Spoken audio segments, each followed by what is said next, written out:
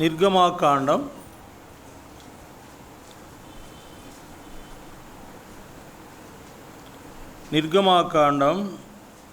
27వ అధ్యాయము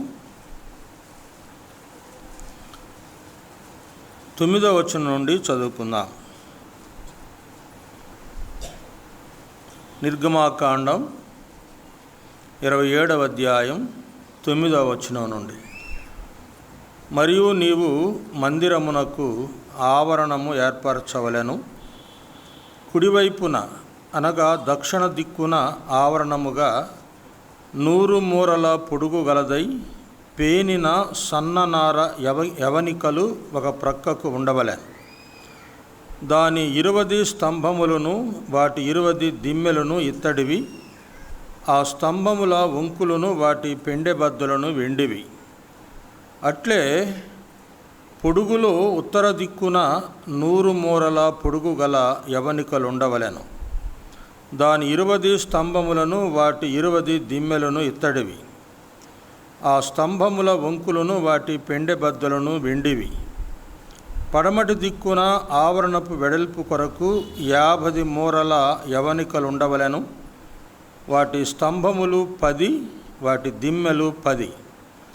తూర్పు వైపున అనగా ఉదయ దిక్కున ఆవరణపు వెడల్పు 50 మూరలు. ఒక ప్రక్కను 15 మూరల యవనికలుండవలెను. వాటి స్తంభములు 3, వాటి దిమ్మెలు 3. రెండవ ప్రక్కను 15 మూరల యవనికలుండవలెను. వాటి స్తంభములు 3, వాటి దిమ్మెలు 3. ఆవరణపు ద్వారమునకు నీల ధూమ్ర రక్తవర్ణములు గల 20 మూరల తెర ఉండవలెను. అవి పేనిన సన్ననారుతో చిత్రకారుని పనిగా ఉండవలెను. వాటి స్తంభములు 4, వాటి దిమ్మెలు 4. ఆవరణము చుట్టున్న స్తంభములన్నీ వెండి పెండి బద్దలు కలవి. వాటి వంకులు వెండివి, వాటి దిమ్మలు ఇత్తడివి. ఆవరణపు పొడుగు 100 మూరలు, దాని వెడల్పు 50 మూరలు, దాని ఎత్తు 5 మూరలు. అవి పేనిన సన్ననారవి, వాటి దిమ్మలు ఇత్తడివి. మందిర సంబంధమైన సేవోపకరణములన్నీ మేకులన్నీ ఆవరణపు మేకులన్నీ ఇత్తడివై ఉండవలెను. ప్రత్యక్ష గుడారము అనే చిత్రపటం మన ముందు మనకు కనబడుతుంది. ఈ ప్రత్యక్ష గుడారము ఎందుకు కట్టారు, ఎందుకు నిర్మించబడింది? ఈ ప్రత్యక్ష గుడారము ఎవరు నిర్మించమన్నారు, ఎవరు నిర్మించారు, ఎందుకు నిర్మించబడింది, అందులో ఉన్న అంతర్భావమేమి అని మనం ఆలోచన చేస్తే, ఈ ప్రత్యక్ష గుడారాన్ని దేవుడే నియమించమన్నాడు. అసలు కొండ మీద మోషేకు ఈ యొక్క ప్రత్యక్ష గుడారాన్ని, ఆ సమస్తాన్ని, దాని ఉపకరణాలన్నిటినీ కూడా దేవుడు మోషేకు చూపించాడు. ముందుగా చూపించి ఈ ప్రకారము నువ్వు ప్రత్యక్ష గుడారాన్ని నిర్మాణం చేయాలి అని దేవుడు మోషేతో చెప్పాడు. ఎందుకు నిర్మాణం చేయాలి, ఎందుకు దేవుడు నిర్మాణం చేయమన్నాడు అంటే, మరి 25వ అధ్యాయం చూడండి. నిర్గమాకాండంలోనే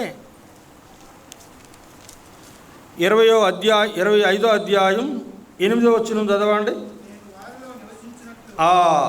నేను వారిలో నివసించున్నట్లు వారు నాకు పరిశుద్ధ స్థలమును నిర్మింపవలెను. నేను నీకు కనుపరచు విధముగా మందిరము యొక్క ఆ రూపమును, దాని అన్నిటి రూపమును నిర్మింపవలెను అన్నాడు. నేను వారిలో నివసించాలి. మోషే, వీరు నా ప్రజలు, నేను వారిలో నివసించాలి, వారి మధ్యనే నివసించాలి గనుక నాకొక పరిశుద్ధ స్థలమును నిర్మించండి అన్నాడు. నాకొక పరిశుద్ధ స్థలమును నిర్మించండి అని చెప్పాడు. ఆ ప్రకారంగా మోషే ఈ యొక్క ప్రత్యక్ష గుడారాన్ని నిర్మించాడు. ఈ ప్రత్యక్ష గుడారాన్ని నిర్మించాడు. దాని చుట్టూ ప్రాకారం, చుట్టూ ఉన్న చూడండి, ఇది ప్రాకారం. ఈ ప్రాకారాన్ని కూడా, ప్రత్యక్ష గుడారానికి ప్రాకారం కూడా ఉండాలి. ఈ ప్రాకారం ఉండాలి. తర్వాత ఈ ఆవరణం అంటారు, ఇక్కడ నుంచి దీన్ని ఆవరణం అంటారు. దీని లోపల భాగంగా మనకు కనబడుతుంది. దీన్ని పరిశుద్ధ స్థలము అంటారు. దీని లోపల, అడ్డతెర లోపల ఉన్నది అతి పరిశుద్ధ స్థలము. 3 స్థలాలు ప్రత్యక్ష గుడారములో ఉన్నాయి. ఈ 3 స్థలాలు ఆవరణము, పరిశుద్ధ స్థలము, అతి పరిశుద్ధ స్థలం. ఆవరణంలో ఏముంటాయంటే బలిపీఠము, గంగాళం ఉంటుంది. ఆవరణంలో బలిపీఠం, గంగాళం, ఈ 2 ఇత్తడితో చేయబడింది. తర్వాత పరిశుద్ధ స్థలంలో ఉన్నవి 3 వస్తువులు ఉంటాయి. ఒకటి దీపవృక్షం, ఇది మేలిమి బంగారుతో చేయబడింది. తర్వాత ఇక్కడ సన్నిధి రొట్టెల బల్ల, ఈ బల్ల తుమ్మకర్రతో చేసి దాని మీద బంగారు రేకు పొదిగింపబడింది. ఇది ధూపవేదిక, అడ్డతెరకు మధ్యలో ఎదురుగా ఉంటుంది. ఈ ధూపవేదిక బంగారు, తుమ్మకర్రతో చేసి బంగారుతో అది పొదిగింపబడింది. ఈ 3 వస్తువులు ఈ ఆవరణంలో, ఈ యొక్క పరిశుద్ధ స్థలంలో ఉంటాయి. లోపలికైతే ఇది అతి పరిశుద్ధ స్థలం. ఇక్కడ తెర ఉంది చూడండి, సగం తెర దీన్ని కట్ చేశారు లోపల వస్తువు కనబడేదానికి. ఈ అడ్డ తెర లోపల నిబంధన మందస్సము అనేది ఉంటుంది, ఒక్క వస్తువే ఉంటుంది. ఆ నిబంధన మందస్సము ఎప్పుడు ఎవరు చూడకూడదు. ఇది ఈ యొక్క ప్రత్యక్ష గుడారం. అందుకే నేను వారి మధ్య నివసించాలంటే ఈ మేఘము దిగొచ్చింది గుడారం మీదకి. ఇది షకీనా మేఘము అంటారు. ఈ విధంగా మనం ఆలోచన చేస్తే ఈ ప్రత్యక్ష గుడారంలో, ఆవరణంలో ఉన్న ఈ 2 వస్తువులను గురించి మనం ధ్యానం చేశాం. అది పెద్దగా కనబడేదానికి గంగాళము, బలిపీఠం, ఈ 2 వస్తువుల గురించి ధ్యానం చేశాం. వాటిని విడిచిపెడదాం, వాటిని విడిచి మనం దాటిపోదాం. సరే, ప్రత్యక్ష గుడారానికి మనం వచ్చినప్పుడు మొట్టమొదట కనబడేది ప్రాకారం.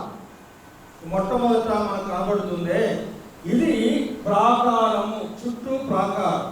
ఈ వైపున 20 స్తంభాలు ఉన్నాయి, ఇత్తడి స్తంభాలు. ఆ వైపున 20 స్తంభాలు ఉన్నాయి. వెనక వైపు 10 స్తంభాలు ఉన్నాయి. ఇక్కడైతే 3 స్తంభాలు ఈ ప్రక్క, 3 స్తంభాలు ఆ ప్రక్క, మధ్యలో 4 స్తంభాలు, మొత్తం 10 స్తంభాలు ఉన్నాయి. ఈ 10 స్తంభాల మధ్యలో సన్నని నారతో నేయబడిన యవనికలు, అంటే తెరలు. యవనిక అంటే తెర. ఒక సౌండ్ పెట్టండి, నా స్వరం పోతుంది, సౌండ్ పెట్టండి, సరిపోతుందా? ఈ యవనికలు అంటే ఇవి తెరలు. కనుక ఈ ప్రాకారం మొత్తము ఈ ప్రక్క 20, ఆ ప్రక్క 20, వెనక 10, ముందు 10, మొత్తం ఎన్ని స్తంభాలు చెప్పండి? 60 స్తంభాలు. 60 స్తంభాలు, చుట్టూ 60 స్తంభాలు ఉన్నాయి ప్రాకారాలు. ఒక మాట చదువుతారా? పరమగీతం 3వ అధ్యాయం 7వ వచనం చూడండి. పరమగీతము 3వ అధ్యాయము 7వ వచనం ఏమన్నాడు? ఇదిగో సొలొమోను పల్లకి వచ్చుచున్నది, 60 మంది శూరులు దానికి పరివారం. సొలొమోను పల్లకి నడుస్తూ ఉంది, 60 మంది శూరులు దాని చుట్టూ మరి ఉండి నడిపిస్తూ ఉన్నారు. ముందు వెనక, ఆ ప్రక్క ఈ ప్రక్క 60 మంది శూరులు. 60. ప్రత్యక్ష గుడారానికి ఉన్న స్తంభాలు ఎన్ని? ప్రాకారానికి ఉన్న స్తంభాలు ఎన్ని? 60. సొలొమోను పల్లకి చుట్టూ ఉన్న శూరులు ఎంతమంది? 60. ఈ 60 అనే సంఖ్య మనం గమనిస్తే చూడండి ఒక మాట. ఎఫెసీ పత్రిక 2వ అధ్యాయం 5వ వచనం చదవండి. ఎఫెసీ పత్రిక 2వ అధ్యాయం 5వ వచనం. అయినను దేవుడు కరుణా సంపన్నుడై ఉండి మనం అపరాధముల చేత చచ్చిన వారై ఉండినప్పుడు సైతము మన ఎడల చూపిన తన మహాప్రేమ చేత క్రీస్తుతో కూడా మిమ్మును బ్రతికించెను. కృపచేత మీరు రక్షింపబడి ఉన్నారు అన్నాడు. 8వ వచనం కూడా చదవండి. అక్కడ 8, మీరు విశ్వాసము ద్వారా కృపచేతనే రక్షింపబడి ఉన్నారు. రక్షింపబడి ఉండుట, రక్షింపబడుట అంటే కృప. మనం ఇది దేవుని వరమే కానీ మన సామర్థ్యం కానే కాదు. అందుచేత రక్షణ పొందాము అంటే దేని చేత? కృపచేతనే, దేవుని మహాకృపచేతనే మనం రక్షింపబడితేమి. కృప అనే దానికి సంఖ్య ఎంత ఉందంటే బైబిల్ ప్రకారం 5. కృపకు 5వ సంఖ్య వస్తుంది. కృప అనే దానికి 5 సంఖ్య వస్తుంది. పోతే ప్రభు యొక్క శిష్యులు ఎంతమంది? 12 మంది. 12 మంది అపోస్తలులు రక్షింపబడిన వారు దేని చేత? కృపచేత. మరి 12 × 5 ఎంత? 60. 12 × 5 60. అంటే కృపచేత మనము రక్షింపబడిన పరిశుద్ధ సంఘమునకు ఈ యొక్క 60 స్తంభాలు సూచనగా ఉన్నాయి. రక్షింపబడిన ప్రతి దేవుని బిడ్డ ఒక స్తంభం, రక్షణ పొందిన ప్రతి దేవుని బిడ్డ, కుమారుడు కుమార్తె, సోదరులు గాను ఒక్కొక్కరొక స్తంభంగా ఉన్నారు.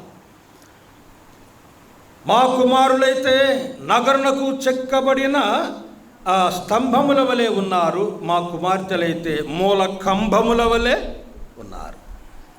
అలాగైతే ఈ స్తంభములు రక్షణ పొందిన దేవుని బిడ్డలకి సూచన, సంఘానికే సూచన. మంచిది. అయితే ఈ ప్రాకారము యొక్క అర్థం మనం గమనిస్తే, ఈ ప్రాకారము అర్థం ఏంటంటే, ఒకటి, ప్రాకారములో ఒక 5 విషయాలు మనం ధ్యానం చేద్దాం.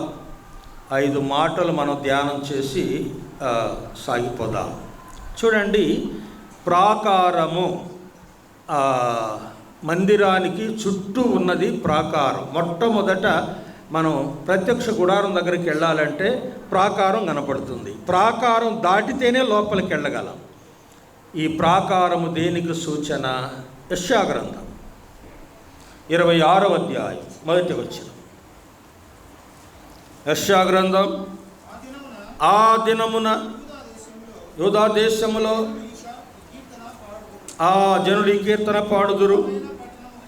బలమైన పట్టణము ఒకటి మనకున్నది, రక్షణ దానికి ప్రాకారముగాను బురుజులుగాను ఉన్నది అన్నాడు. రక్షణ దానికి ప్రాకారం అన్నాడు. అక్కడే యెషయా గ్రంథం 60వ అధ్యాయం 18వ వచనం కూడా చూడండి. 60వ అధ్యాయం 18వ వచనం.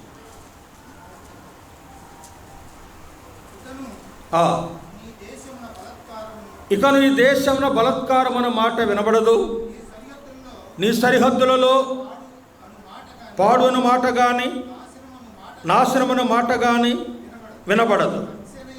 రక్షణయే నీకు ప్రాకారముగాను ప్రఖ్యాతియే నీకు గుమ్మములుగాను ఉండును అన్నాడు. రక్షణయే నీకు ప్రాకారం. రక్షణ పిల్లరా, ఈ ప్రాకారము, ఈ చుట్టూ ఉన్న ఈ ప్రాకారం అనేది ప్రత్యక్ష గుడారాన్ని చుట్టూ ఉన్న ఈ ప్రాకారం అనేది రక్షణను చూపిస్తూ ఉంది. రక్షణ ప్రాకారము రక్షణకు సూచనగా ఉంది. అలాగైతే మరి మన ఇంటి చుట్టూ ప్రాకారం, ప్రహరీ కట్టుకుంటాం కదా, మన ఇంటి చుట్టూ ప్రహరీ కట్టుకుంటాం. ఇది మన ఆవరణం. అంటే మన ఇంటి చుట్టూ ప్రాకారం కట్టుకుంటే ఇది మన ఆవరణం, ఇది మన సొత్తు, ఇది మన స్వాస్థ్యం. అయితే ప్రాకారము అనేది గమనించినప్పుడు రక్షణ వలయము, ప్రాకారం అంటే రక్షణ వలయము. 31వ కీర్తన 2వ వచనం కూడా చదవండి. 31వ కీర్తన 2వ వచనం చదవండి.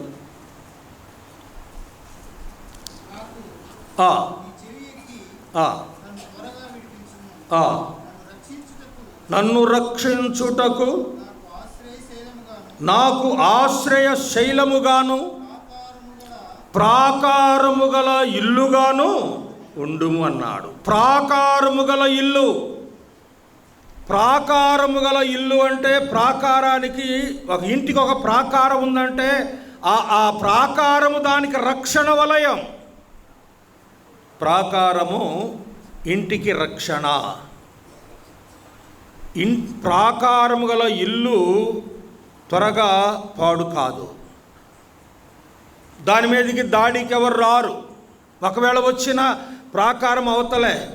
ప్రాకారం ఉంటే, మన ఇంటి చుట్టూ ప్రాకారం ఉంటే పాములు లోపలికి ఇంట్లోకి రాలేవు, కుక్కలు ఇంట్లోకి రాలేవు, నక్కలు ఇంట్లోకి రాలేవు, లేక ఇతర జంతువులు ఏదైనా పశువులు కానీ గొర్రె మేకలు కానీ ఏవైనా కూడా త్వరగా ఇంటి లోపలికి రాలేవు. ఆ ప్రాకారము దాటి లోపలికి రాలేవు. ఈ ప్రాకారం అనేది ఆ ఇంటికి రక్షణ వలయం. సరే, ఇంకో మాట చదవండి. సామెతల గ్రంథం 25వ అధ్యాయం 28వ వచనం. సామెతల గ్రంథం 25వ అధ్యాయం. ప్రాకారము లేక పాడైన పురము ఎంతో, తన మనస్సును అణుచుకొన లేనివాడు కూడా అంతే అన్నాడు. ప్రాకారము లేకపోతే పురం ఏమైపోద్దట? పాడైపోవునన్నాడు. ప్రాకారము లేకపోతే పట్టణం పాడైపోవును. ప్రాకారం లేకపోతే ఇల్లు పాడైపోవును. ప్రాకారము లేకపోతే, రక్షణ లేకపోతే నీ జీవితము పతనమైపోవును. రక్షణ లేని వ్యక్తి నశించి నరకానికి వెళ్ళిపోతాడు, పాడైపోతాడు. సుమా, జాగ్రత్త. ఈ ప్రాకారం నీకున్నదా?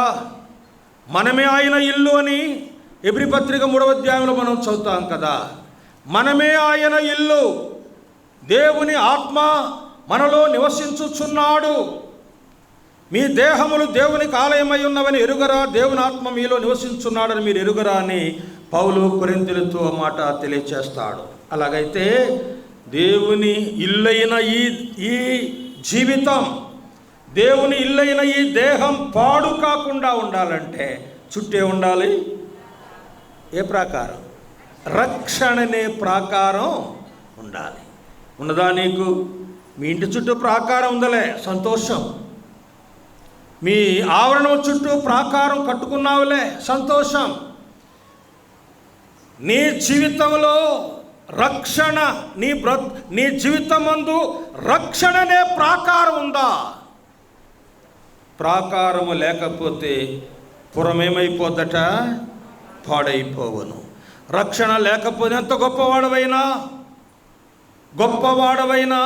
విద్యావంతుడవైనా, జ్ఞానవంతుడవైనా, ధనవంతుడవైనా, ఎలాంటి వారైనా సరే, సామాన్యులేమి సామంతులేమి ఎవరైనా సరే, ప్రాకారం అనే రక్షణ లేకపోతే పాడైపోతావు. నశించి నరకానికి వెళ్ళిపోతావు, అగ్నిగుండానికి వెళ్ళిపోతావు. సుమా, జాగ్రత్త. ఈ ప్రాకారం అనేది రక్షణను చూపిస్తూ ఉంది. రక్షణ. తర్వాత ఈ ప్రాకారము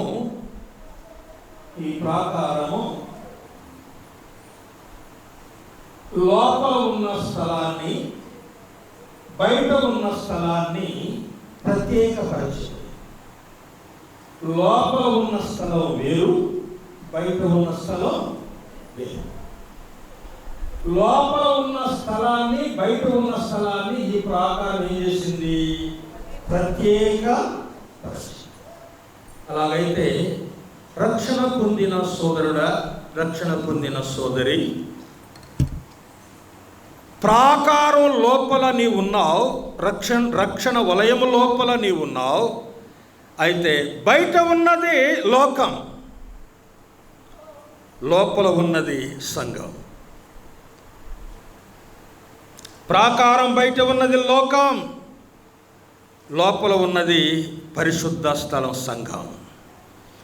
లోపల ఉన్నావు నీవు అంటే రక్షించబడ్డావు, ప్రాకారం లోపల ఉన్నావు. బయట ప్రపంచానికి నీకు ఒక ప్రాకారము ప్రత్యేకపరచింది. రక్షణ పొందిన నీవు లోకానికి వేరుగా ఉండాలి, ప్రత్యేకంగా ఉండాలి. నువ్వు దేవుని సేవకురాలవు, దేవుని దాసుడవు, దేవుని దాసురాలవు, దేవుని బిడ్డవు, దేవుని కుమారునిగా కుమార్తెగా నీవు ఏర్పరచబడిన వాడవు. తన్ను ఎందరు అంగీకరించిరో వారందరికీ, అనగా తన నామమందు విశ్వాసం ఉంచిన వారికి దేవుని పిల్లలగుటకు అధికారము పొంది ఉన్నాం. మనం ఎవరు అండి? దేవుని పిల్లలం, దేవుని ప్రజలం, దేవుని జనాంగం. అలాగైతే లోకములో నుండి మనం ప్రత్యేకింపబడిన ప్రజలం. ఒక మాట చదువుతారా? లేవియాకాండం 20వ అధ్యాయం 26వ వచనం చూడండి. లేవియాకాండం 20వ అధ్యాయము 26వ వచనం చూడండి. యెహోవాను నేను పరిశుద్ధుడను, మీరు నా వారయుండునట్లు అన్య జనులలో నుండి నేను మిమ్మును వేరుపరచితిని, ప్రత్యేకపరచితిని. అన్య జనులలో నుండి, ఇంతకుముందు మనం ఎవరు అండి? అన్యజనులమే కదా, ఇంతకుముందు మనం అన్యజనులమే కదా. వారిలో నుండి మన ప్రభు పరిశుద్ధుడు గనుక ఆయన మనలను వారిలో నుండి ప్రత్యేకపరచాడు. మనం ఇక్కడ ప్రత్యేకపరచబడిన జనాంగం. మరి ఊర్లో వాళ్ళందరూ ఇక్కడికి రాలేదే, ఈ పట్టణంలో వాళ్ళందరూ ఇక్కడికి రాలేదే, వారు రారు, వారికి అక్కర్లేదు. వారిలో ఉన్న మనం ప్రత్యేకింపబడి దేవుని సన్నిధిలో దేవుని ప్రజలంగా ప్రత్యేకింపబడిన జనాంగముగా మనం ఇక్కడ సమకూడాం. నేను పరిశుద్ధుడను గనుక మీరు మిమ్మును వారిలో నుండి ప్రత్యేకపరచితిని అన్నాడు. కొరింథీ 2వ పత్రిక 6వ అధ్యాయం 18వ వచనం కూడా చదవండి. అదే భాగాన్ని ఇక్కడ పౌలు ఎత్తి చెప్పాడు. 2వ పత్రిక 6:18 చూడండి.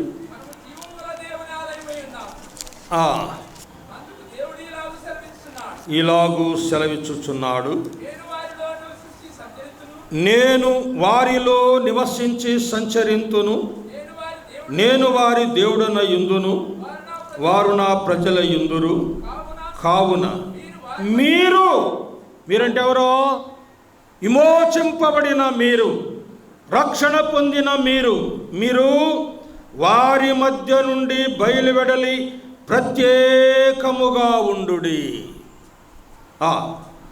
అపవిత్రమైన దాన్ని దేన్ని ముట్టకూడని ప్రభు చెప్పుచున్నాడు. మరియు నేను మిమ్మల్ని చేర్చుకొందును, మీకు తండ్రినయుందును, మీరు నా కుమారులు కుమార్తెలయుందురు. సర్వశక్తి గల ప్రభు చెప్పుచున్నాడు. దేవుడు చెప్తున్నాడు ఈ మాట. ఏమని చెప్తున్నాడు? మీరు వారిలో నుండి ప్రత్యేకముగా ఉండుడి. ప్రత్యేకత. ప్రియులారా, మనము దేవుని కుమారులం కుమార్తెలంగా ఉన్నాం కనుక అన్యజనులలో నుండి, లోకములో నుండి, పాపులలో నుండి ప్రత్యేకింపబడిన ప్రజలం కనుక మనం ప్రత్యేకంగానే ఉండాలి. వారులాగుండొద్దు.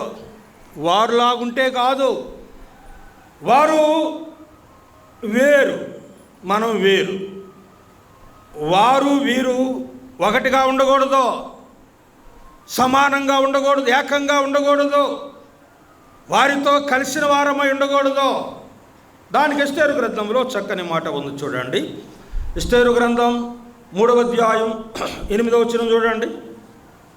ఎస్తేరు గ్రంథం 3వ అధ్యాయము 8వ వచనం.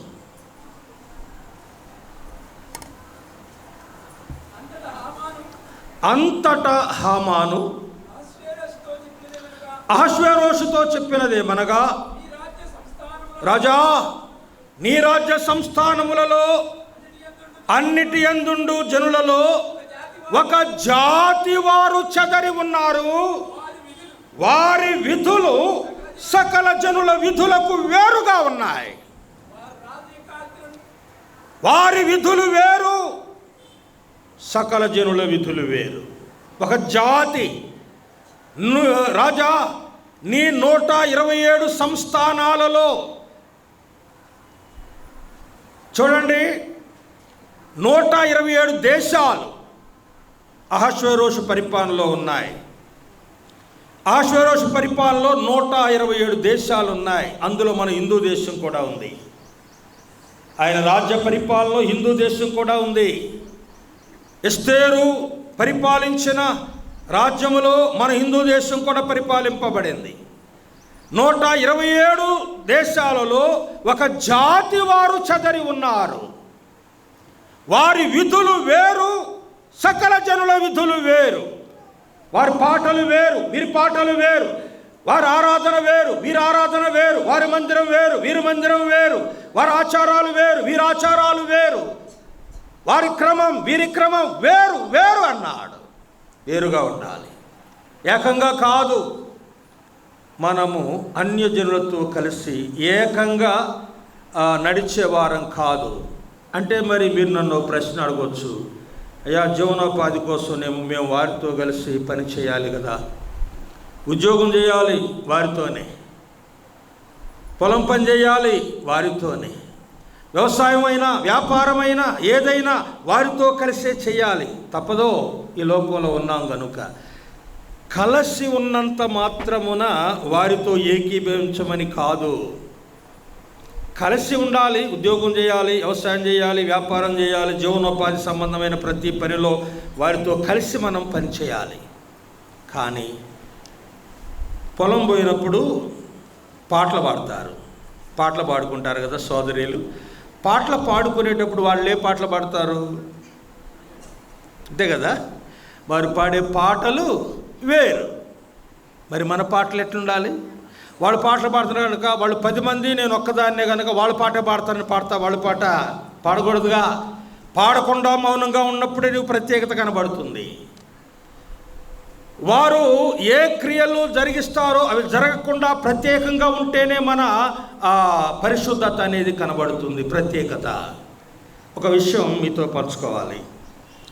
మన సోదరులు, 2 సహోదరులు, సంఘ పెద్దలే మా ప్రాంతంలో. వారు మార్కెటింగ్ యార్డ్లో పనిచేస్తారు.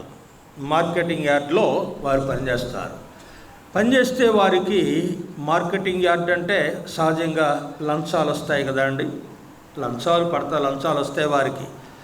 ఏ విధం చేతనైనా వారు లంచాలు తీసుకుంటారు.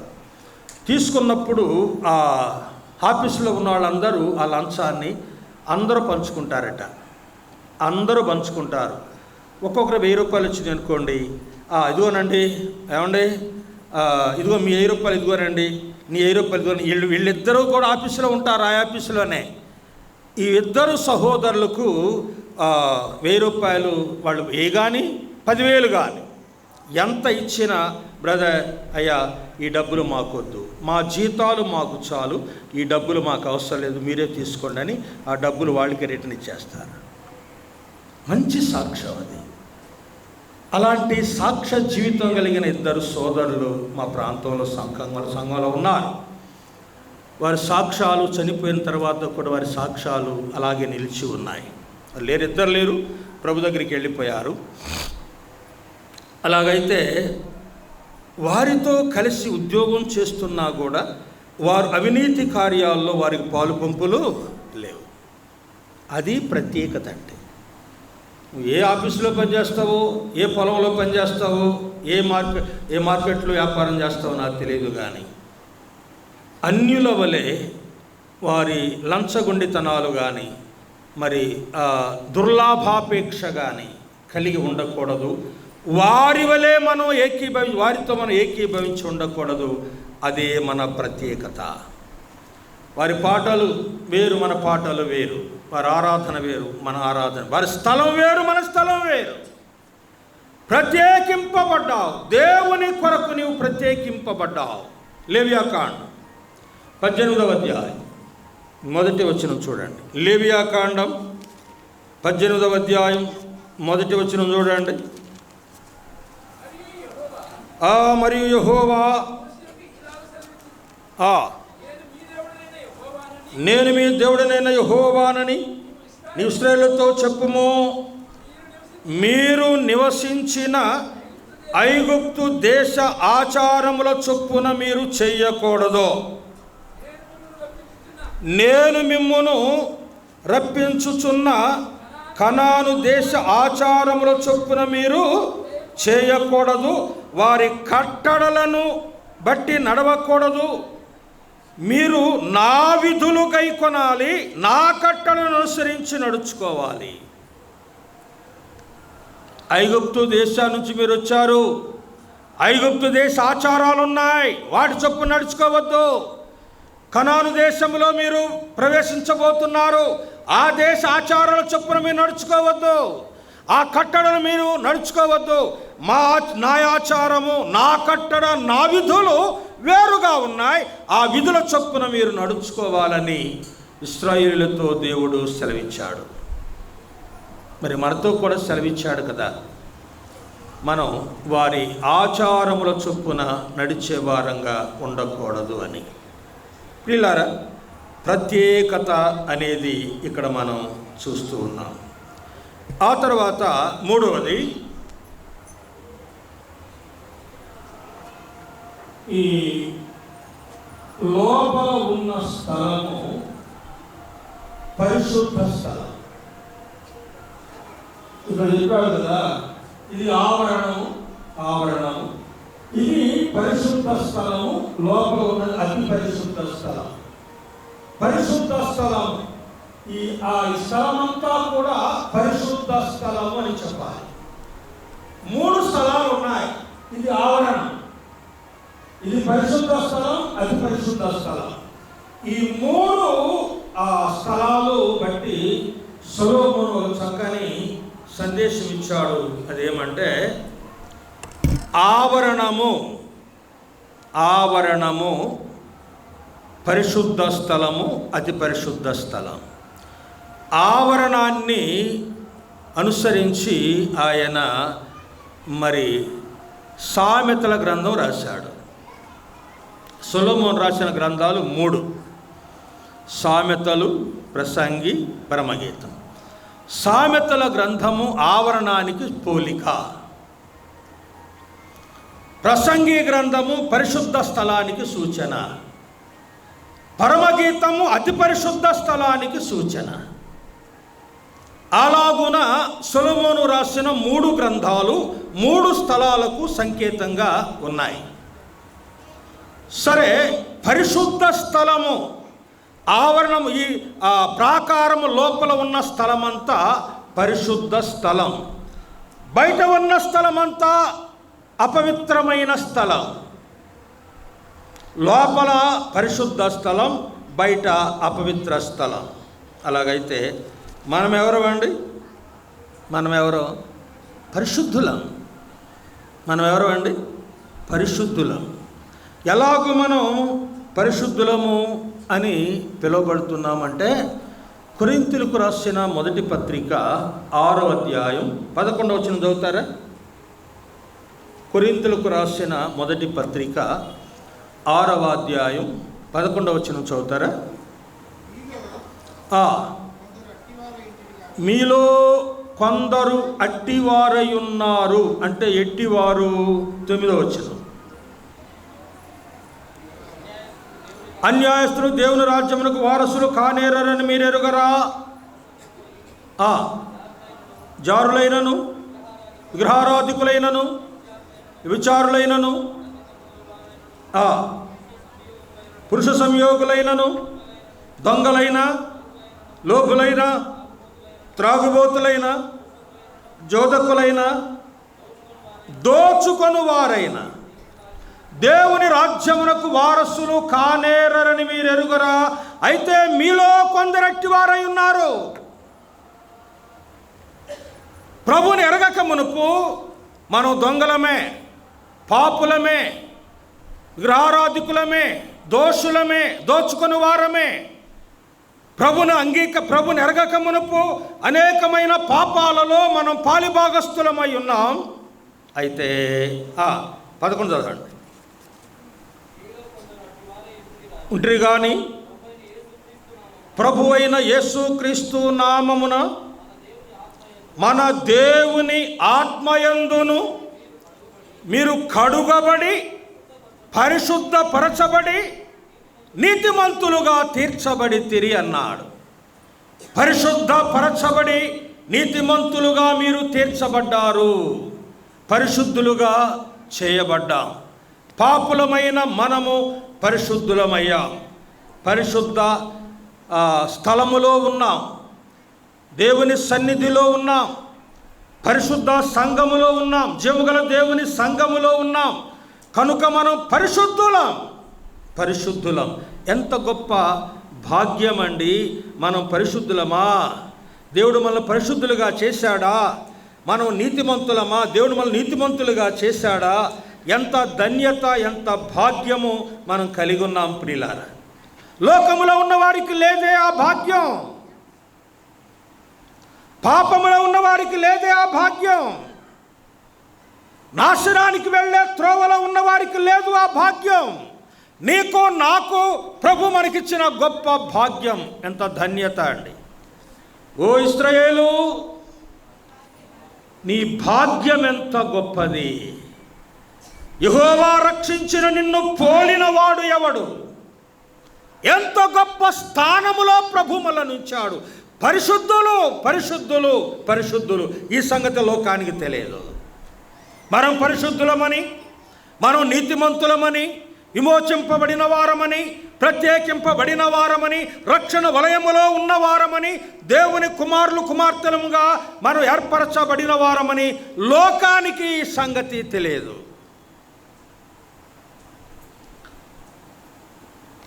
మన పెద్దలు రమణన్నకి ఒక ఉత్తరం వచ్చింది అనుకోండి. ఆ ఉత్తరము పరిశుద్ధుడైన రమణ గారికి అని ఉత్తరం రాశారు, అడ్రస్. ఈ పోస్ట్ మ్యాన్ ఏం చేస్తాడు తెలుసా? ఆ ఉత్తరం తీసుకొని ఊరంతా తిరుగుతాడు. అయ్యా, పరిశుద్ధుడైన రమణన్న ఎక్కడయ్యా, ఎక్కడ ఉంటాడు, పరిశుద్ధుడైన రమణన్న ఎక్కడ ఉంటాడని ఊరంతా తిరిగితే చెప్తారు ఎవరన్నా? రమణన్న మాకు తెలుసా అండి, పరిశుద్ధుడైన రమణన్న మాకు తెలియదని లోకం అంటదా లేదా? మనం పరిశుద్ధులమని, విమోచింపబడ్డ వారిని లోకానికి తెలియదు. ఈ ధన్యత ప్రభు మనకిచ్చాడు. మనం పరిశుద్ధులం, పరిశుద్ధ ప్రవర్తన కలిగిన వారమై ఉండాలి. పేతురు రాసిన మొదటి పత్రిక 1వ అధ్యాయం 16వ వచనం చూడండి.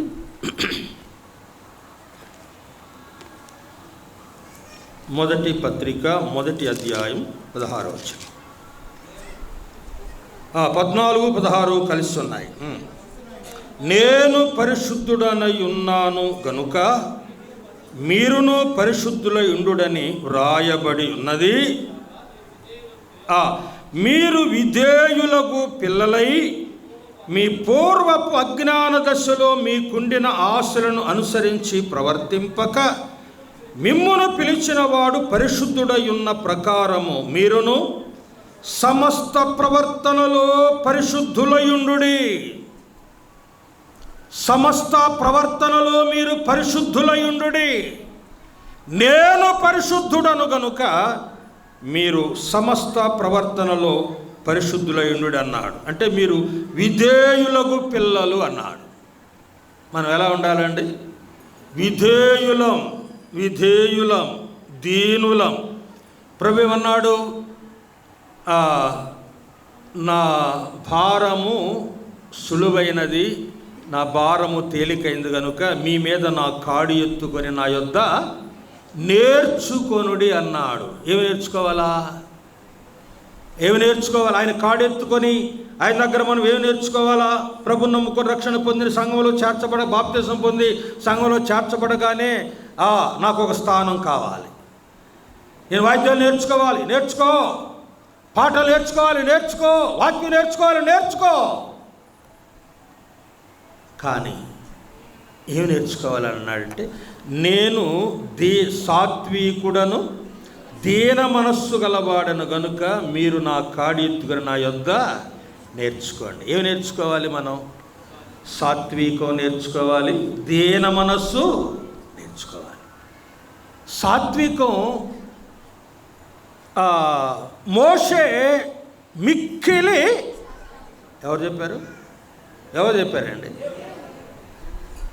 అసలు మోషే మిక్కిలి సాత్వికుడు కాదు, మిక్కిలి ఉగ్రవాది, బహు కోపిష్టి మోషే, భయంకరమైన కోపముతో నిండినవాడు మోషే. ఒక్క దెబ్బతో ఐగుప్తుని చంపి పూర్తి చేసినవాడు. ఈయన సాత్వికుడా? చెప్పండి, మోషే సాత్వికుడా? నరహంతకుడు. ఒక్క దెబ్బతోనే ఒక మనిషిని ఐగుప్తుని చంపి ఇసుకలో పూర్తి చేశాడు. కానీ ఐగుప్తుని విడిచి అతడు హోరేబు పర్వతం దగ్గరికి వచ్చినప్పుడు 40 సంవత్సరాలు గొర్రెలు కాచాడు. గొర్రెలు కాచి ఆ గొర్రెలు మేపి 40 ఏండ్లకు ఆయన నేర్చుకుందేంటి? సాత్వికం. నేర్చుకోవాలంటే గొర్రెల దగ్గర నేర్చుకోవాలి సాత్వికం. గొర్రెల దగ్గర నేర్చుకోమని దేవుడు గొర్రెల దగ్గర తెచ్చిపెట్టాడు. నీ ఉగ్ర రూపం చూపిస్తే ఇశ్రాయేలుకి విమోచన రాదయా, గొర్రెల దగ్గరికి వెళ్ళు, గొర్రెల దగ్గర నేర్చుకోమని 40 సంవత్సరాలు గొర్రెలు కాసి సాత్వికం అక్కడ నేర్చుకున్నాడు. ప్రభు కాడెత్తుకుంటే నా కాడి ఎత్తుకొని నా యొద్ద మీరు నేర్చుకోండి, నేను సాత్వికుడను దీన మనస్సు గలవాడను. అందుకే కదండి మన వీధిలోకి వెళ్ళి సువార్త ప్రకటిస్తూ కరపత్రాలు ఇస్తుంటే తుపుక్కును ఉమ్మూస్తున్నారు మన మీద. ఒక అది యూట్యూబ్లో నేను చూసింది ఏమంటే, సహోదరులు వీధిలో పత్రికలు పంచుకుంటూ పోతూ ఉంటే ఒక అనామకురాలు అడుక్కు తినేది ఉన్నట్టుంది. అడుక్కు తినేది ఎండిపోయిన ఒక అనామకురాలు చెప్పు తీసుకొని ఒక సోదరుని కొడుతుందండి. ఆమె ఆఫీసరు,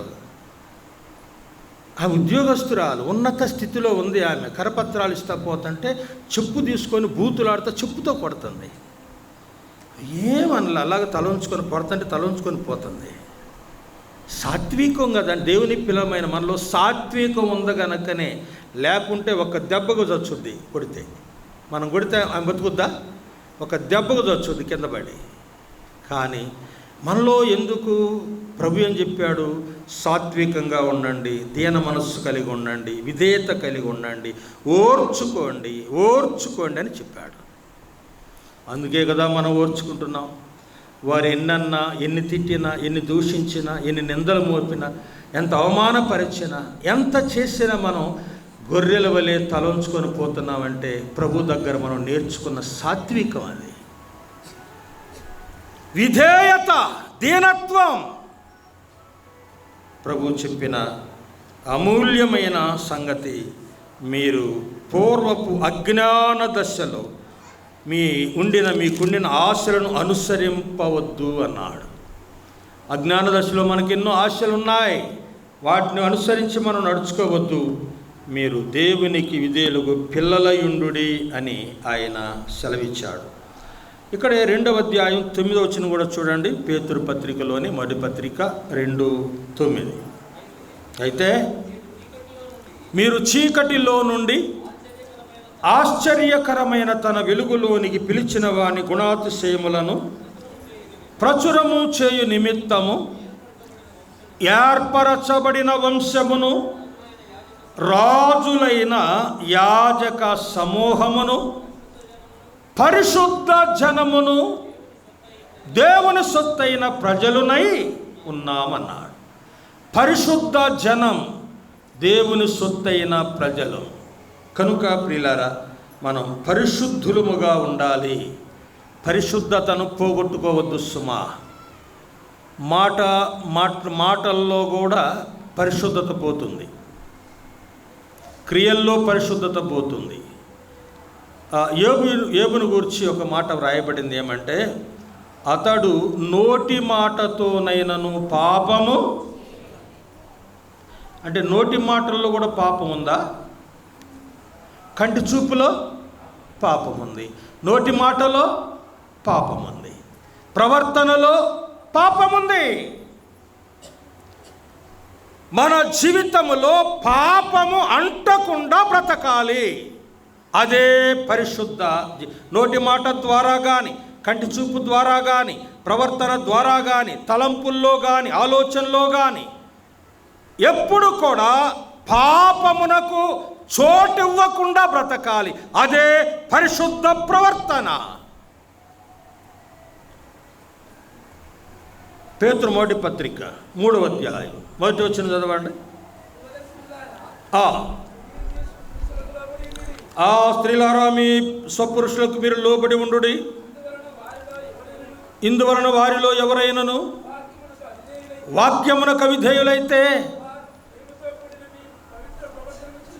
భయముతో కూడిన మీ పవిత్ర ప్రవర్తన చూచి వాక్యము లేకుండానే తమ భార్యల నడవడి వలన వారు ప్రభు దగ్గరకు రాబట్టబడవచ్చును. భార్యల నడవడిలో పవిత్ర ప్రవర్తన ఉండాలి అంటాడు. సోదరీలారా, మీ నడవడిలో పవిత్ర ప్రవర్తనలో పవిత్రత ఉండాలి. నోటి మాటలో కానీ, కంటి చూపులో కానీ, తలంపుల్లో కానీ, ప్రవర్తనలో కానీ, జీవితంలో కానీ, సాంగత్యంలో కానీ ఏ విషయంలో కూడా అపవిత్రులుగా ఉండవద్దు, అంటకూడదు. పవిత్రత అనేది చూస్తూ ఉన్నాం. దేవుడు లేవీలతో ఇశ్రాయేలుతో చెప్పిన సంగతి చూడండి. లేవియాకాండం 11వ అధ్యాయము 43వ వచనం చదువుకుందాం. లేవియాకాండం 11వ అధ్యాయం 43వ వచనం ఒకసారి చూడండి.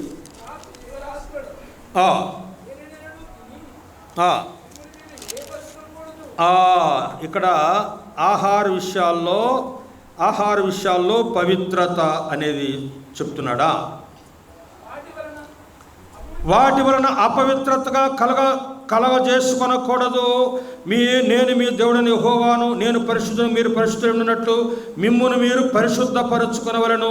నేల మీద ప్రాకు జీవరాశులు దేని వలన మిమ్మును మీరు అపవిత్రపరచుకొనకూడదు. నేను మీకు దేవుడనుటకు ఐగుప్తులో నుండి మేము రప్పించిన యెహోవాను, నేను పరిశుద్ధుడను కనుక మీరును పరిశుద్ధులు కావాలి అన్నాడు. ఆహార పానీయాదుల్లో కూడా అపవిత్రులుగా ఉండవద్దు అన్నాడు. మాటల్లో అపవిత్రులు కాకూడదు, ప్రవర్తనలో అపవిత్రులు, చూపులు అపవిత్రులు కాకూడదు, ఆహార పానీయాదుల్లో కూడా అపవిత్రులు కాకూడదు. దానియేలు రాజు భుజించు భోజనమును భుజించి తమ్ము అపవిత్రులు కాకూడదని ఉద్దేశించను అని వ్రాయబడింది. అంటే ఆహార పానీయాదుల విషయంలో కూడా అపవిత్రత కాకుండా తను తాను కాపాడుకున్నవాడుగా చూస్తూ ఉన్నాం. తర్వాత చూడండి, యెహెజ్కేలు గ్రంథం 42వ అధ్యాయము. యెహెజ్కేలు గ్రంథం 42వ అధ్యాయం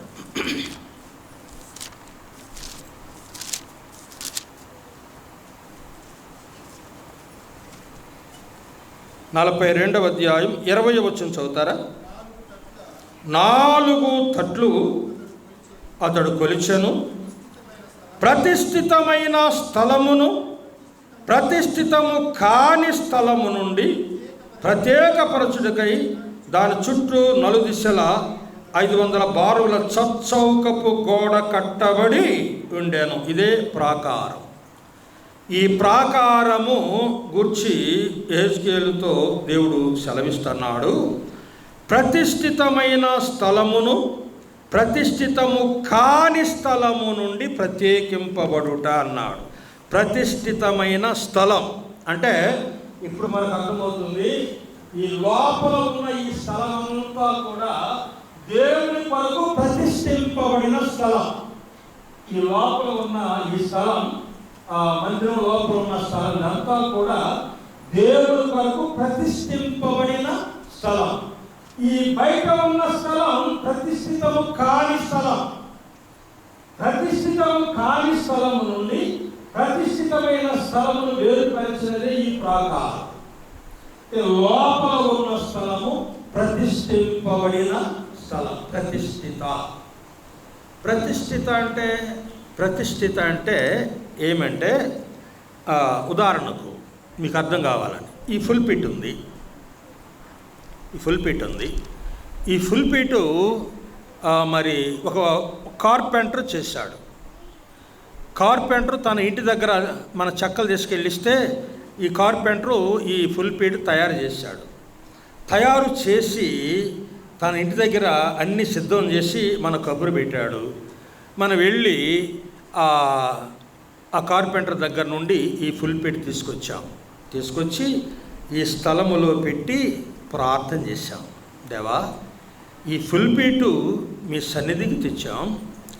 ఇది ఈ ఫుల్పిట్ మీదనే నీ వాక్యము ప్రకటింపబడాలి కనుక ఈ ఫుల్పిట్ను మీకు అంకితం చేస్తున్నామని దేవునికి స్తోత్రాలు చెల్లించి ఫుల్పిట్ ఇక్కడ పెట్టాం.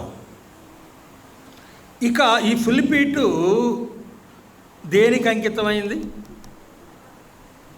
దేవుని సన్నిధిలో ఉండుటకే అంకితమైంది.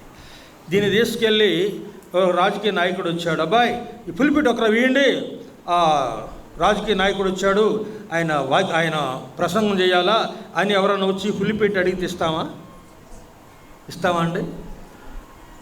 ఈ ఫుల్పిటు దీని కొరకే అంకితం.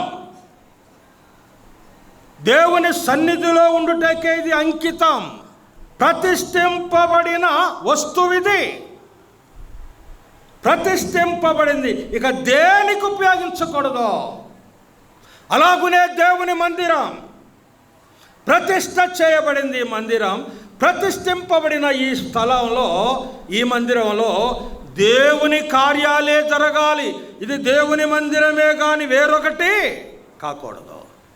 అది ప్రతిష్ఠిత అంటే. ప్రతిష్ఠింపబడిన మందిరమైన, ప్రతిష్ఠింపబడిన వేదికైనా, ప్రతిష్ఠింపబడిన విశ్వాసి అయినా మనము దేవుని కొరకు ప్రతిష్ఠ చేయబడ్డాం. దేవుని కొరకు మనం ప్రతిష్ఠ చేయబడ్డాం. దేవుడే అన్నాడు ఒక మాట. సంఖ్యాకాండం చూస్తారా?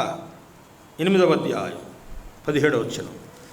సంఖ్యాకాండము 8వ అధ్యాయం 17వ వచనం. ఏలయనగా పశువులలోను ఇశ్రాయేలులో తొలుచులైనది యావత్తు నాది. ఐగుప్తు దేశములో తొలుచులి అయిన ప్రతి వానిని నేను సంహరించిన నాడు వారిని నా కొరకు ప్రతిష్ఠించుకొంటిని. తొలుచూలు నాది, వారిని నా కొరకు ప్రతిష్ఠించుకొంటిని. ప్రతిష్ఠ, నా కొరకు వారిని అంకితము చేయబడ, ఇది నాది. ప్రతిష్ఠించబడిందంటే నాది, ఇది నాది, నాకే చెందును, వేరే వాడికి చెందడానికి వీలు లేదు. ఈ జనాంగం నా జనాంగం, వారు నాకే చెందును, వేరే వారికి చెందడానికి వీలు లేదు. ప్రతిష్ఠ అంటే అది. ఒక సేవకుణ్ణి సంఘము సేవ కొరకు ప్రతిష్ఠిస్తుంది. సేవ కొరకు సంఘము ఒక సేవకుడుకు ప్రతిష్ఠిస్తుంది. సేవా ప్రతిష్ఠ, సేవా సమర్పణ. అలాగైతే మరి ఈ సేవకుడు బ్రతికినంత కాలం, ఈ లోకములో అతడు జీవించి ఉన్నంత కాలం దేవుని సేవే చేయాలి. ఉద్యోగం చేయకూడదు, వ్యాపారం చేయకూడదు, లోక సంబంధమైన ఏ కార్యక్రమాల్లో పాలిభాగస్తులై ఉండకూడదు. దేవుని కొరకు ప్రతిష్ఠించబడిన ఈ వ్యక్తి దేవుని సేవే బ్రతికినంత కాలం, తన జీవిత కాలం అంతా దేవుని సేవలోనే కొనసాగాలి. కనుక ప్రియులారా, ప్రతిష్ఠించుకున్న నేను వీరిని నా కొరకు ప్రతిష్ఠించుకున్నాను అన్నాడు. యోహాను సువార్త 17వ అధ్యాయం 19వ వచనం. యోహాను సువార్త 17వ అధ్యాయం 19వ వచనం ఏమన్నాడు? వారును సత్యమందు ప్రతిష్ఠ చేయబడినట్లు వారి కొరకు నన్ను ప్రతిష్ఠ చేసుకొనుచున్నాను. లోకము నాకు పంపిన ప్రకారము నేనును వారిని లోకమునకు పంపితిని. వారు సత్యమందు ప్రతిష్ఠ చేయబడినట్లు వారి కొరకు నన్ను ప్రతిష్ఠ చేసుకొనుచున్నాను అన్నాడు. వారు సత్యమందు ప్రతిష్ఠ చేయబడినట్లు ఎవరో? ఆయన శిష్యులు, ఆయనందు విశ్వాసం ఉంచిన ఆయన పిల్లలు, దేవుని కొరకు ప్రతిష్ఠ చేయబడిన జనాంగం. ఇశ్రాయేలును దేవుడు ప్రతిష్ఠ చేసుకున్నాడు. మన ప్రభు మనలను ప్రతిష్ఠ చేసుకున్నాడు. ప్రతిష్ఠింపబడిన జనాంగం. కనుక ప్రియులారా, మన స్థానం మనం గుర్తించాలి. ప్రభు మనకిచ్చిన ఆ స్థానాన్ని మనం ఎరిగి ఉండాలి. అర్థమైందా లేదా? యేసు ప్రభువును నమ్ముకున్న సోదరుడా సోదరి, నువ్వు ప్రభు కొరకు ప్రతిష్ఠ చేయబడ్డావు. సరే, మీకు ఇంకా సులువుగా అర్థం కావాలంటే ఒక మాట. ఒక అమ్మాయిని, ఒక కన్యకను ఒక పురుషుడు ప్రదానం చేసుకున్నాడు. ఎంగేజ్మెంట్ ప్రదానం చేసుకున్నాడు. ప్రదానం చేసుకున్న తర్వాత ఒక నెలకో 2 నెలలకో వివాహం జరుగుతుంది. ఈ మధ్య కాలంలో ఆ అమ్మాయిని ఇంకెవరైనా వివాహానికి అడుగుతారా? అడగరు. ఎందుకు? ఎవరైనా అమ్మాయిని మరలా మన అబ్బాయి చేసుకోవాలని ఎవరన్నా దగ్గరికి వెళ్తే, లేదండి పలానా అబ్బాయికి ఈ అమ్మాయి ప్రదానం అయిపోయింది చెప్తారా లేదా? ఇంకెవరికి సొత్తు కాదు, ఎవరి సొత్తు? ఆయనకే ఆమె భార్యగా నియమింపబడింది. అదే ప్రతిష్ట. దేవుని సంఘమైన స్వరక్తమిచ్చి సంపాదించిన ఆయన సంఘము ప్రభువుకు ప్రతిష్ఠ చేయబడింది. రేపు వివాహమందు భార్యగా జతపరచబడబోతుంది. కనుక ప్రతిష్ఠ అంటే అదే. ఇక అమ్మాయిని ఎవరు అడగడానికి వీలు లేదు, ఎవరు చేసుకోవడానికి అవకాశం కూడా లేదు. ఆ ప్రతిష్ఠ లేక ప్రదానం చేసుకున్న వ్యక్తే ఆ అమ్మాయిని వివాహం చేసుకోవడానికి అర్హుడు. ఆయన సొత్తు. అలాగునే దేవుడు అంటున్నాడు, నీవు నా సొత్తు, నేను విలువ పెట్టి నిన్ను కొన్నాను, ఎవరి సొత్తు కాదు, నా సొత్తు అని ప్రభు అంటున్నాడు. సంఘాన్ని ఆయన కొన్నాడు, విలువ పెట్టి కొన్నాడు. విలువ పెట్టి కొనబడిన సంఘములో ఉన్న నీవు నేను ఆయన సొత్తు. ఆయన కొరకు ప్రతిష్ఠ చేయబడ్డాం. మనం ఆయన బిడ్డలమే, ఆయన ప్రజలమే. ఇంకంతే, వేరు కాదు అనేది ఇక్కడ మనం గమనిస్తూ ఉన్నాం. తరువాత నిర్గమాకాండం 32వ అధ్యాయం 29వ వచనం చూడండి. 32:29.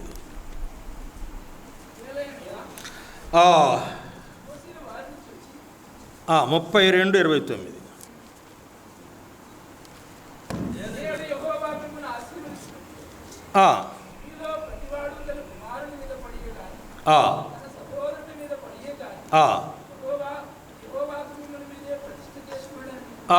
యెహోవాకు మిమ్మును మీరే ప్రతిష్ఠ చేసుకొనండి అన్నాడు. యెహోవాకు మిమ్మును మీరే ప్రతిష్ఠ చేసుకోండి అంటే నేడు యెహోవా మిమ్మును ఆశీర్వదించునట్లుగా మీలో ప్రతివాడు తన కుమారుని మీద పడియే కానీ తన సహోదరుని మీద పడియే కానీ యెహోవాకు మిమ్మును మీరే ప్రతిష్ఠ చేసుకొనుడి. అంకితం చేసుకోవాలి, ప్రభువు సమర్పించుకోవాలి, ఆయన వశంలోకి వెళ్ళిపోవాలి, ఆయన స్వాధీనములో ఉండిపోవాలి. నూతనంగా వివాహం చేసుకొని అత్తవారింటికి వచ్చింది అమ్మాయి. అత్తవారింటి కాపురానికి వచ్చింది. కాపురానికి వచ్చిన తర్వాత ఆ అమ్మాయి తల్లిదండ్రులు విడిచిపెట్టింది, సొంత ఊరు వదిలిపెట్టింది, సొంత ఇల్లు వదిలిపెట్టింది, అన్నదమ్ములు వదిలిపెట్టింది, తన స్నేహితుల్ని బంధువులను అందరినీ వదిలిపెట్టి ఎక్కడికి వచ్చింది? అత్తవారింటికి వచ్చింది. దూరం, చాలా దూరం అత్తవారింటికి వచ్చింది. ఇంటికి వచ్చిన తర్వాత ఆమె తన్ను తాను తన భర్తకు అంకితమైపోతుంది.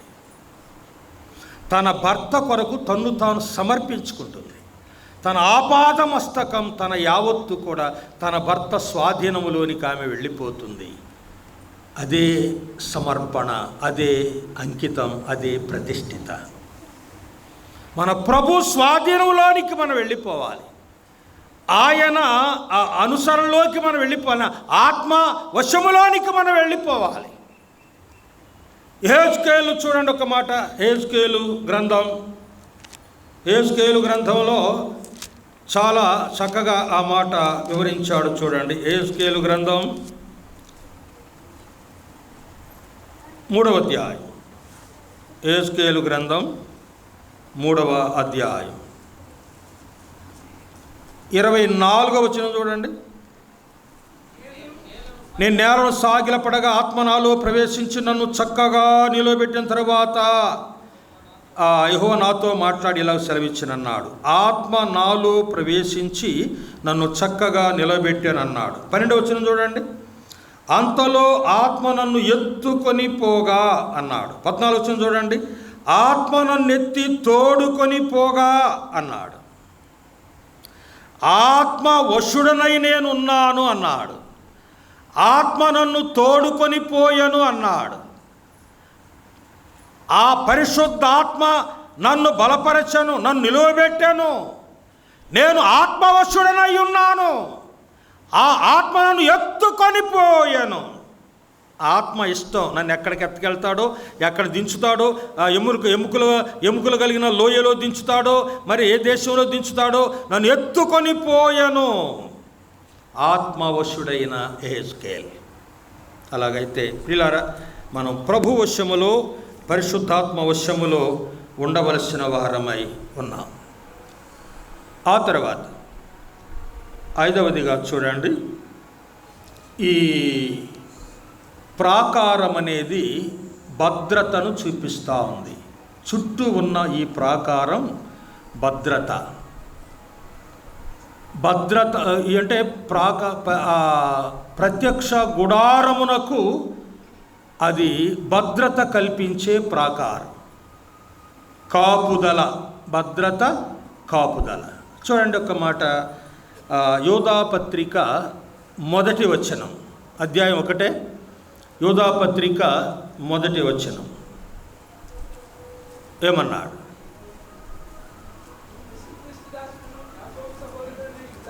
యేసుక్రీస్తు దాసుడును యాకోబు సహోదరుడైన యోధా, తండ్రి అయిన దేవుని యందును ప్రేమింపబడి యేసుక్రీస్తునందు భద్రము చేయబడి శుభమని చెప్పి వ్రాయున అన్నాడు. యేసుక్రీస్తునందు ఏం చేయబడి? భద్రము చేయబడి. మనం యేసుక్రీస్తునందు భద్రము చేయబడిన వారంగా ఉన్నాం. యేసుక్రీస్తులో భద్రపరచబడిన వారంగా ఉన్నాం. యోహాను సువార్త 10వ అధ్యాయం 28, 29 వచనాలు చదవండి. యోహాను సువార్త 10వ అధ్యాయం 28, 29 వచనాలు. నేను వాటికి నిత్య జీవం ఇచ్చుచున్నాను గనుక అవి అన్నటికీ నశింపవు, ఎవడును వాటిని నా చేతిలో నుండి అపహరింపలేడు. వాటిని నాకు ఇచ్చిన నా తండ్రి అందరికంటే బలవంతుడు కనుక నా తండ్రి చేతిలో నుండి ఎవడు వాటిని అపహరింపలేడు. నా చేతిలో నుండి నా తండ్రి చేతిలో నుండి ఎవడు వాటిని అపహరింపలేడు. మనం ఎవరి చేతిలో ఉన్నాం? తండ్రి చేతిలో, కుమారుని చేతిలో మనం ఉన్నాం. మనను వారు భద్రపరచగా ఎవడు మనల్ని అపహరింపలేడు. భద్రతను చూపిస్తూ ఉంది. భద్రత. అలాగైతే చూడండి, భద్రత, కాపుదల. యోబు గ్రంథం 1వ అధ్యాయం 10వ వచనం చూడండి. యోబు గ్రంథం 1వ అధ్యాయం 10వ వచనం చూడండి. నీవు అంటే సాతాన్ అంటున్నాడు దేవునితో. పరలోకానికి వెళ్ళాడు ఈ సాతాన్. వాడు ఎక్కడికైనా వెళ్తాడు. వాడికి హద్దు లేదు, ఆపు లేదు, ఎక్కడికైనా వెళ్తాడు.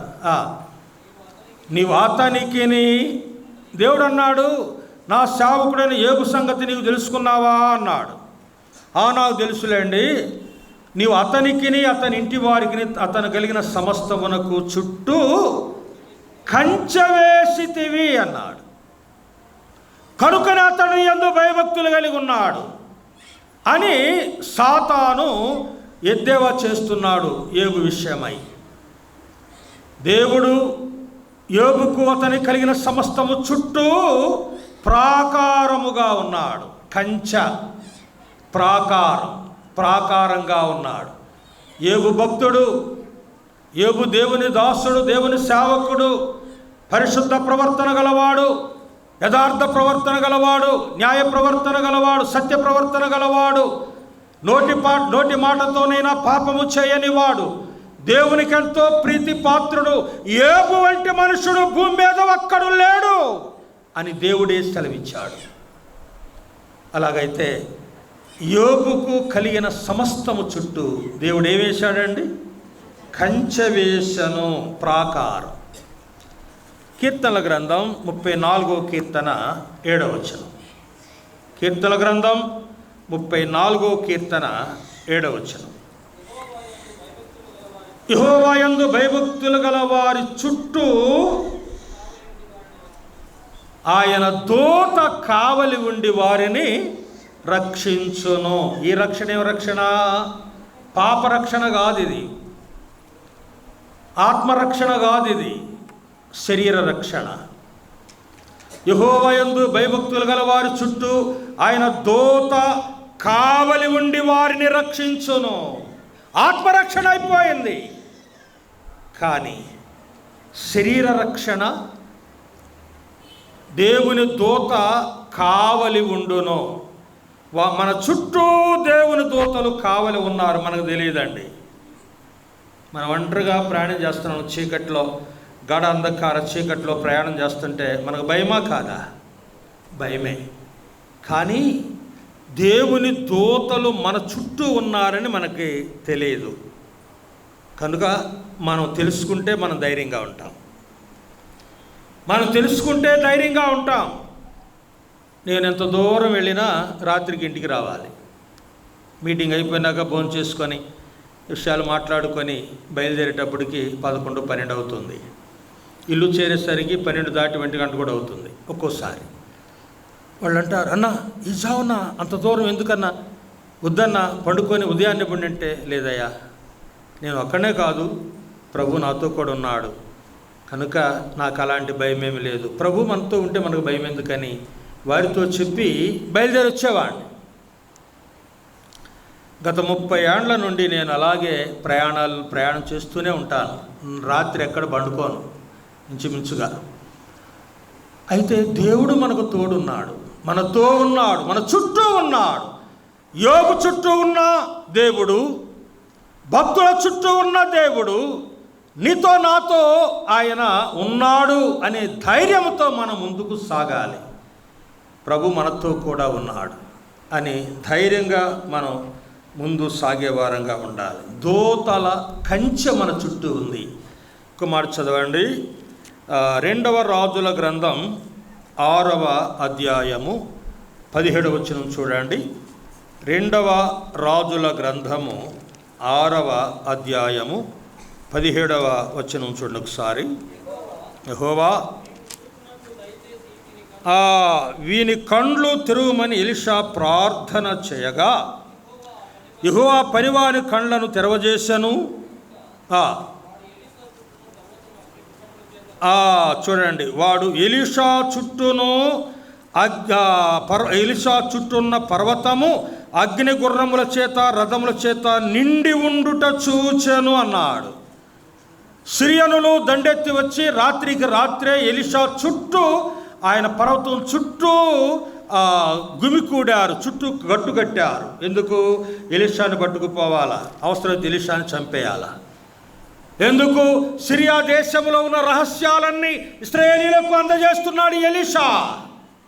అందుచేత ఎలీషాను లేకుండా చేయాలని రథాలు గుర్రాలు వచ్చి ఎలీషా ఉన్న ఆశ్రయం చుట్టూ గట్టు కట్టారు. అప్పుడు పనివాడు చూసయ్యా, ఇంకే ఉంది, సిరియన్లు వచ్చేసారు, చుట్టూ గట్టు కట్టారు, నిన్ను నన్ను చంపేస్తారు అని ఎలీషాతోటి ఆ పనివాడంటే ఎలీషా అన్నాడు, ప్రభువా వీడి కండ్లు తెరువు అన్నాడు. అని ప్రార్థన చేశాడు. వాని కండ్లు తెరిచినప్పుడు చూస్తే ఎలీషా చుట్టూ ఉన్న పర్వతం చుట్టూ ఏమున్నాయండి? అగ్ని గుర్రాలు, అగ్ని రథాలు. అగ్ని గుర్రాలు, అగ్ని రథాలు ఉన్నాయి. ఎవరు కూడా ఎలీషా మీద చెయ్యి వెయ్యలేరు, ఎలీషాని ఎవరు ముట్టుకోలేరు. దైవజనుడైన ఎలీషా చుట్టూ అగ్ని రథాలు, అగ్ని గుర్రాలు ఉన్నాయి. మన చుట్టూ ఉండవా? దేవుని కాపుదల మనకు లేదా? మన చుట్టూ కూడా దేవుని కాపుదల, భద్రత ఉంది. కనుక ప్రియులారా, ఈ ప్రాకారం అనేది 5 విషయాలు ఈ ప్రాకారంలో మనం నేర్చుకున్నాం. ఒకటి, ఈ ప్రాకారము రక్షణకు గుర్తుగా రక్షణ వలయం. ఆ ప్రాకారం రక్షణ వలయం అని మనం చూసాం. రెండవది, ఈ ప్రాకారము బయట ఉన్న స్థలాన్ని, లోపల ఉన్న స్థలాన్ని ప్రత్యేకపరచినది. మూడవది, లోపల ఉన్న స్థలము పరిశుద్ధమైన స్థలము. నాలుగవది, లోపల ఉన్న స్థలము ప్రతిష్ఠింపబడిన స్థలము. ఐదవది, ఈ ప్రాకారము భద్రతను, కాపుదలను చూపిస్తూ ఉంది. కనుక ఈ భద్రత, కాపుదల కలిగినటువంటి ప్రాకారం ప్రతి ఒక్కరము కలిగి ఉండాలి. మనము ఈ ప్రాకారమును కలిగి ఉన్న వారంగా ఉన్నాం. ప్రాకారం లోపలే ఉండాలి, బయటకు వస్తే ప్రమాదం. ప్రాకారం దాటి బయటికి వచ్చావో ప్రమాదంలో పడిపోతావు, శత్రుల చేతిలో చిక్కుకుంటావు. ప్రాకారము లోపలే ఉండాలి, ప్రాకారం లోపలే ఉండాలి. కనుక ఎప్పుడు కూడా ఈ ప్రాకారాన్ని విడిచి బయటికి వెళ్ళడానికి ప్రయత్నం చేయొద్దు. దేవుడు నిన్ను, నీ కుటుంబాన్ని, కలిగిన సమస్తాన్ని దీవించి ఆశీర్వదించి రక్షించుగాక. దేవుడి మాటలు మనందరి కొరకు